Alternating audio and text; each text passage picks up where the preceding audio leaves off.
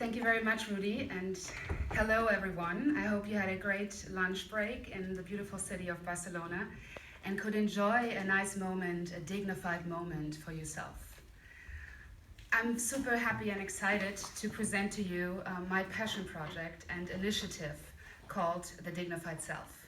We just launched 1 week ago, so it's very fresh in news, and this is my very first public presentation on the Dignified Self, so this is very special for me, and every person in this room today is very special to me. So thank you so much for this opportunity. A few months ago, I was in London, and I was invited to a boat party. And we were on the boat about 3 or 4 hours, and there was this lady, and the whole time we were on the boat, she was just in this mode. She was taking pictures of herself. Pictures, selfies of herself. While the man standing next to her, I presume it was her date, was not included in it, obviously. It was all about her. And sometimes she would change the location and take another selfie. So just something we watched the entire boat trip, and yeah, and a whole discussion evolved around that. But I would just like to get a feeling for who is here today, and just like to know who of you has ever made a selfie of themselves? Okay, pretty much everyone, I would say, almost everyone. But who of you has already shared a selfie of themselves on a social network?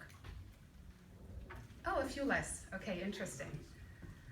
And that's a situation I just told you about. Who of you has watched a similar situation where you watch others taking selfies of themselves?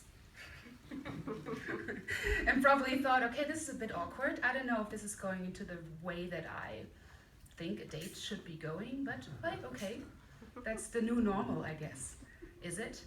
Well, I think we're a lot about selfies today. We know all about selfies, but do we actually know ourselves? Do we actually know our dignified self? Like if you close your eyes and you feel like, just give yourself a break after lunch, right? And just think, okay, who am I? Like this moment of like really connecting with yourself and just getting a feeling of who you are, what you stand for, what does dignity mean to you? And are you dignified with yourself, or are you more dignified with your smartphone? Do you ever recharge yourself, or do you mainly recharge your smartphone?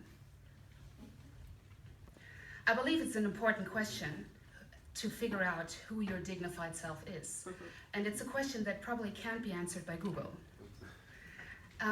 Yoga is definitely a way and one possible path in the track of mindfulness practices. And the dignified self follows one clear mission. We want to establish more mindfulness in the technology age.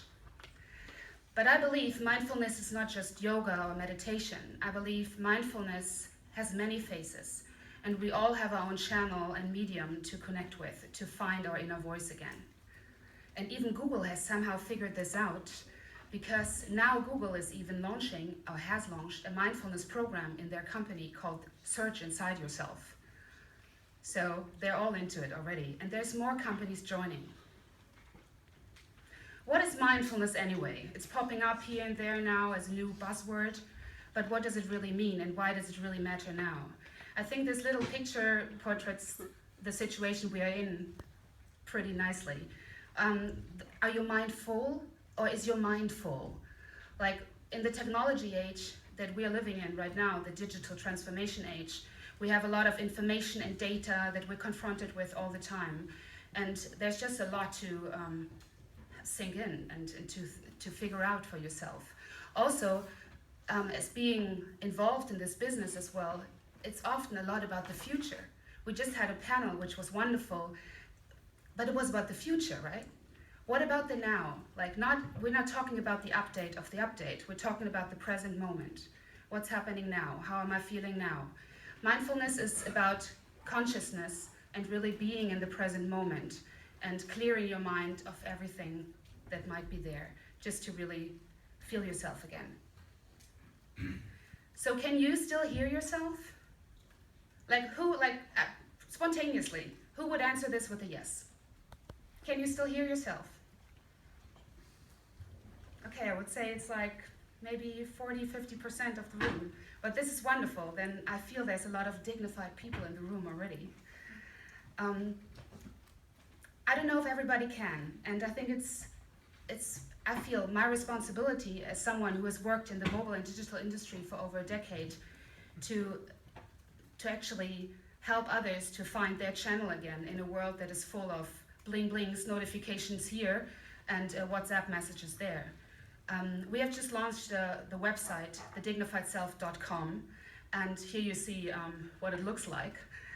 We combine different areas that we zoom into. So it's about inspiration, it's about brain food, like providing information of what's happening in the technology age and the mindfulness age and how the two connect.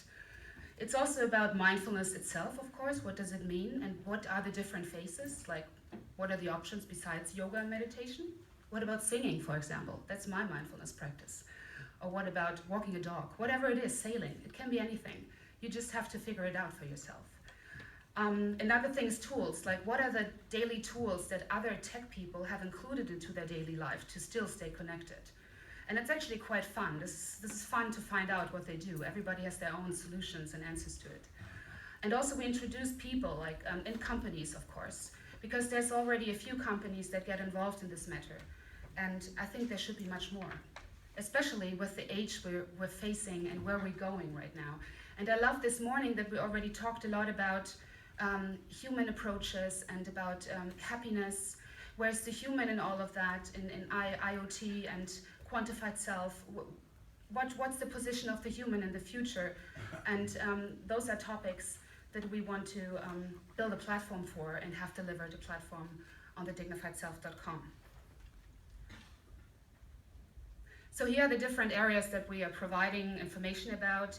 We introduce voices, also audio voices, like with podcasts. We provide inspiration by different ways, of course, and we share stories, like your own story. None of us was born Jedi, right? So we all like a work in progress. And why not share while you're still walking? And this for me was one of the biggest challenges to actually understand. And we talked a lot about this, about really like accepting yourself and thinking, okay, I can do this. And just stand up for what you're passionate about. And we talked a lot about this topic in last weekend when we had a wonderful workshop on a retreat, transformation retreat with our house philosopher Humberto and Rudy de Vele. And I hope they're going to tell you guys more about it later. It was a very inspiring experience. We also connect the two industries, technology and mindfulness, of course. Who are we? We're tech lovers. I've been in the industry for more than 10 years and consulting and digitally strategy and marketing wise in this area. My business partner is a very famous blogger from Germany, also in the mobile field. So it's not about bashing technology, it's about embracing it, but in the right way. So we try to communicate the topic of mindfulness through channels that we think scientists and technology-loving people might understand. So Yoda, for example, he knows some answers. And a drone, what does a drone teach us? And so forth. So dive into it. So here's like some more visuals, but you can check it out under the dignifiedself.com because I don't want to steal your time. Time is precious and it's all about you. Just one thing, little naming situation, of course. You might think dignified self, that's quite similar to quantified self. Yes, it is for a reason. The quantified self, from my understanding, is self-knowledge through numbers. The dignified self is self-knowledge through intuition. So we place the human on center stage. There's more people that feel like they want to connect internally again and not just externally. And that's why a new topic has arisen. I'm sure some of you came across the word digital detox here and there. It's now become a trend. Also, there's more and more apps. There's Pause, which is an amazing app based on a Tai Chi practice, how to connect and re-stress yourself or de-stress yourself. And there's much more. Headspace, for example, it's a monk who built it and now he's a millionaire. He has 3 million users, so it's a huge business case behind it, but it's great and it has already saved a lot of people's lives, actually, from stress. And there's jewelry, of course, that help us to become more mindful, that remind us of our feeling and that are focusing on happiness and emotional intelligence. And there's much more. But at the end of the day, I believe it's about us. It's about every single one of us. It's about the humans. And mindfulness should be an integral part in digital transformation. So whenever you develop an app or you start a new concept, just think about mindfulness for a moment and think how this could contribute the human being. Because technology is not here to help us. It is here to help us, right? It is not here to control us. So if you don't want to create this image in the future, which we're pretty much seeing today, then help us to jump into dignity together and support our mission. So I would like to ask you guys, are you dignified? Come on. Are you dignified? Come on, please. Yay! Stay dignified, and thank you so much for supporting our mission for mindfulness in the technology age.